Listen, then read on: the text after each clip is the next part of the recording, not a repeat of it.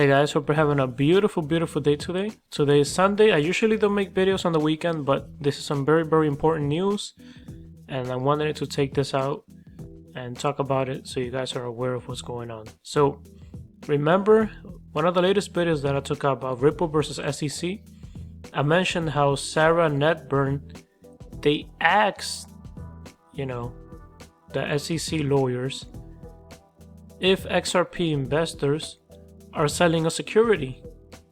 If they're selling a security every time they trade XRP, and they said, well, generally speaking, only Ripple and its affiliates will be the one considered to be selling their securities, right? So that kind of means that anybody else that's not affiliated with Ripple is not selling a security. They're just selling a token, right? XRP.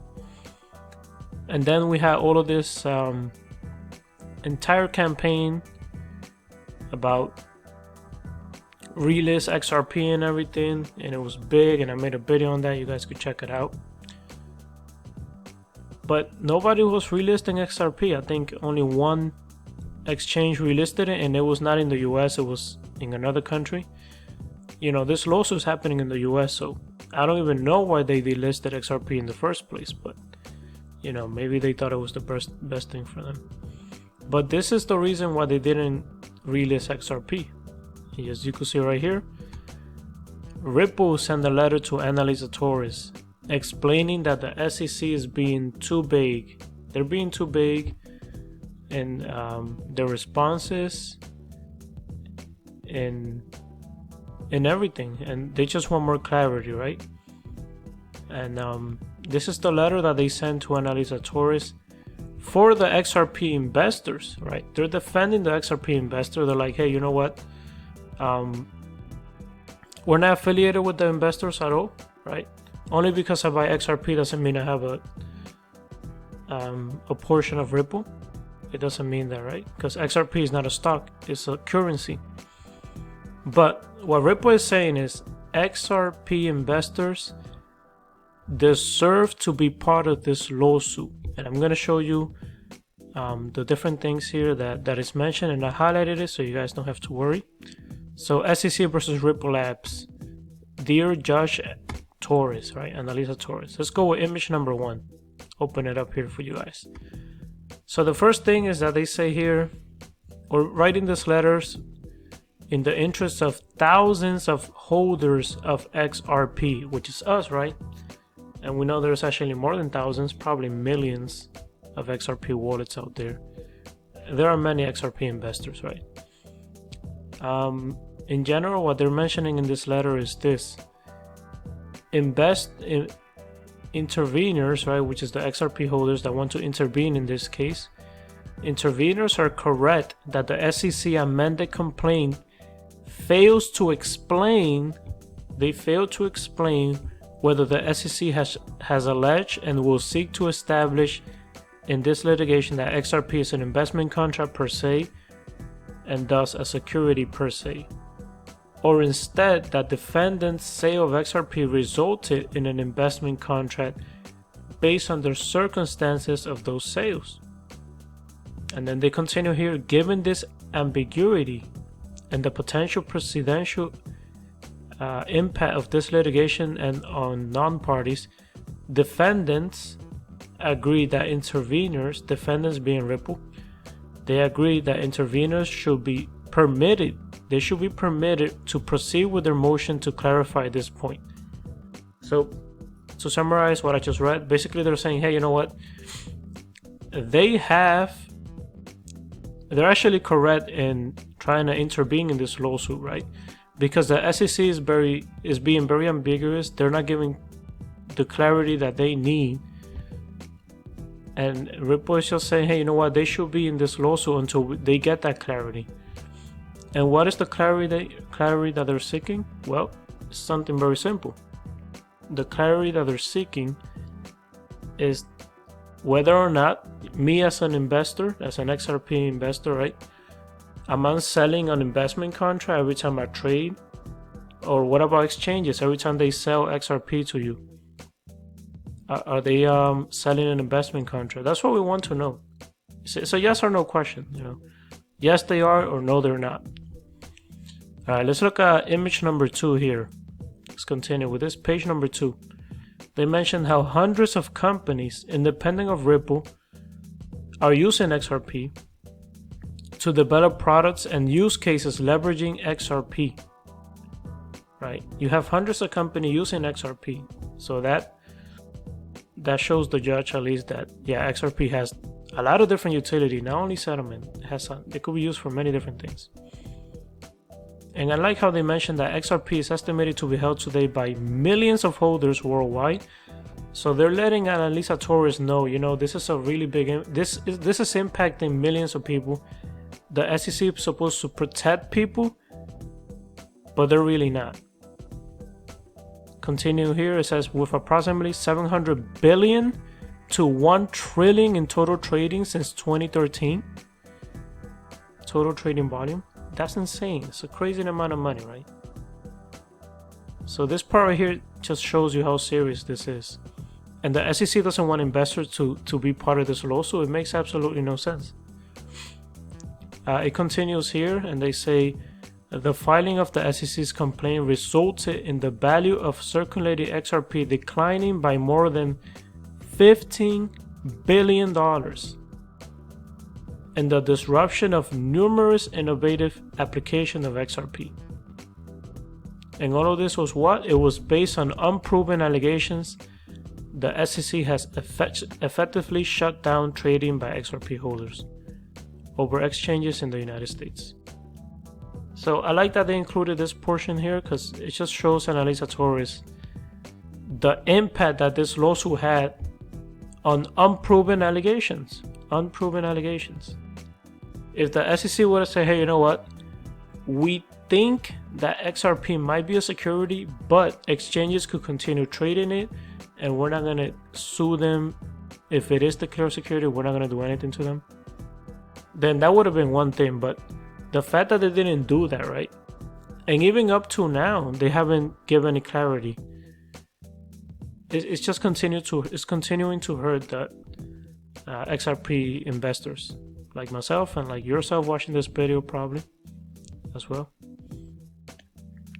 So let's continue. Let's go to number 3 now. And then they mentioned the question that Judge Nedburn asked them, right? And they were very vague in their response. It says here, recently, Judge Nedburn rightly identified the same ambiguity and asked the SEC whether its position in this case is that every individual in the world who is selling XRP is committing a Section 5 violation. And then they continue saying the SEC did not dispute the premise of her question, responding ambiguously that, speaking very generally, non-parties XRP transaction will likely be exempt under Section 4. So again, you know, the SEC is talking very generally, like they're not giving any clarity. They're not saying yes or no. They should just say, yes, exchanges could trade XRP. It's not a problem. They're not going to get in trouble. That's all that people want to hear. And they continue here by saying that premise, right, if accepted, will empower the SEC to regulate vast numbers of non-parties, including digital asset exchanges, vendors, and retail holders. Right? So if they take this as face value, then exchanges cannot list XRP because, you know, the SEC could come after them at any moment. This is why we need clarity. All right, that was the third one. Let's go to the fourth one. Here it is. The SEC must clarify its theory. They must clarify it. It says the SEC now has a chance. They have a chance in the face of the putative intervener's letter to confirm that its suit is not intended to affect the secondary retail market for XRP in the United States. So meaning exchanges. So they have to clarify that, you know, are exchanges going to get in trouble if they sell XRP, or are they not going to get in trouble? That's what people want to know. And then it continues here saying that reaffirming this narrow theory of liability and clarifying that the SEC does not seek to establish that XRP is per se an investment contract will minimize any interest interveners have in the outcome of this litigation. So they're saying, hey, you know what? If the SEC give us the clarity that we want and they say, yes, exchanges could continue trading XRP, they're not going to get in trouble, then XRP holders do not have to intervene in this case. They don't have to intervene in this lawsuit per se, right? Or any intervention they have is going to be very limited because exchanges could not relist XRP and not get in trouble. That's basically what they're saying in this portion here. This is why it's so important to clarify what the SEC is saying. All right, let's go to number 5. Now it mentions here that nowhere does the complaint alleges the complaint that the SEC did towards Ripple. Nowhere does the complaint allege that holding XRP creates any ownership interest in Ripple, which is basically what the SEC is saying. They're saying, hey, if you own XRP, therefore you have some type of ownership of Ripple as well. But nowhere does it allege that in the complaint, right? And then continue, nor does the complaint allege that any sellers of XRP, other than the defendants being Ripple, Brad Garlinghouse, Chris Larsen, nor does the complaint allege that any seller of XRP engaged in any promotional activities whereby the economic substance of their sale of XRP could qualify as sales of investment contracts. So again, they're saying this is nowhere to be found in the complaint. So exchanges could list XRP and not get in trouble because it's nowhere to be found in the complaint. Now let's go to the last portion here where they just clarify again. You know, it mentions here the foregoing demonstrate that the interveners right under Rule 24 are largely dependent on the theory of liability the SEC intends to pursue. Right? So they basically said the same thing here. If the SEC says exchanges are not going to be in trouble, then there's no reason for XRP holders to be part of the lawsuit, right? There's no reason. But if the SEC says yes, if exchanges relist XRP, they're going to get in trouble because they're trading an investment contract or a security or whatever. Then, you know, that means that XRP investors are also affected by that, right? Therefore, they should also be included in this Ripple versus SEC lawsuit. Right. So Ripple mentions this here. They say, if however the SEC continues to equivocate and refuses to clearly state its position on these issues, interveners' interest in the outcome of this litigation could be different. Basically saying, hey, they should be part of this lawsuit if the SEC doesn't want to clarify this point. And I totally agree with them. So I think it's super cool that Ripple is defending XRP investors, even though me as an investor and you as an XRP investor, we don't have any ownership of Ripple whatsoever. And everybody knows this. When they buy XRP, they know it's not a stock, you know. They know it's going to be used as a currency, as a bridge currency between different currencies, right? Maybe US dollar to euros or Japanese yen, you know, whatever. Now we have the CBDCs going on, so it looks like it's going to be digital money. So it's going to be central bank CBDCs with another central bank CBDC, and then in the middle you're going to have XRP as the bridge currency. That looks like it's going to be the plan going forward. But yeah, super interesting, guys. I hope you liked the video. If you like the content, please like, share, and subscribe, and let me know in the comment section below, what do you guys think of this letter?